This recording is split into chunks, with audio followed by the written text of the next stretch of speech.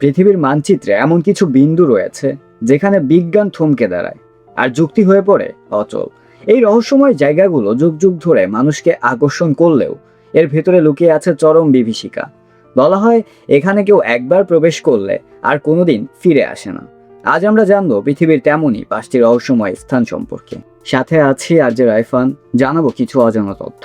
প্রথমেই জাপানের আওকিগাহারা, যা সারা বিশ্বে সুইসাইড ফরেস্ট নামে পরিচিত।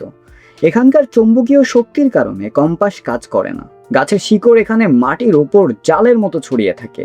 প্রতি বছর বহু মানুষ এই জঙ্গলে ঢোকেন, যাদের হদিস আর কোনো দিন পাওয়া যায় না। লোকে বলে এই বনের নিস্তব্ধতা মানুষকে গ্রাস করে নেয়। দ্বিতীয়তে আছে আটলান্টিক মহাসাগরের এক কুখ্যাত নাম, Bermuda triangle. Florida, Puerto Rico এবং বারমুডার মধ্যবর্তী এলাকার প্রবেশ করে বহু জাহাজ আর বিমান স্রেফ হাওয়ায় মিলিয়ে গেছে। আজ পর্যন্ত কোনো নিখোঁজ যানের ধ্বংসাবশেষ পাওয়া যায়নি। এটি কি প্রকৃতির খেয়াল নাকি ভিনগ্রহীদের গোপন আস্তানা? উত্তর আজও অজানা। তৃতীয়তে আছে রোমানিয়ার হইয়াবাসিও ফরেস্ট। রোমানিয়ার এই বনভূমিকে বলা হয় ট্রান্সিলভানিয়ার বারমুডা ট্রায়াঙ্গেল। এখানকার গাছগুলোর আকার অদ্ভুতভাবে বাঁকানো।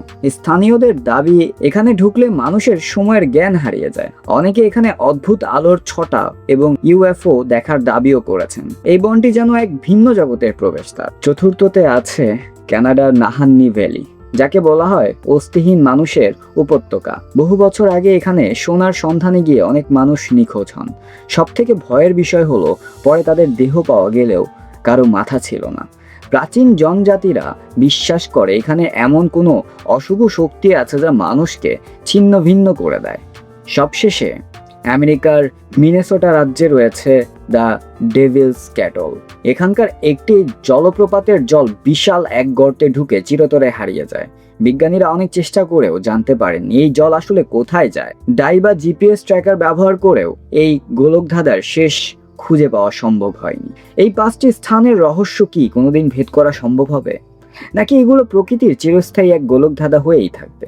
আপনার কি মনে হয়, এগুলো কি অলৌকিক কিছু? কমেন্ট করে আমাদের জানান। ধন্যবাদ।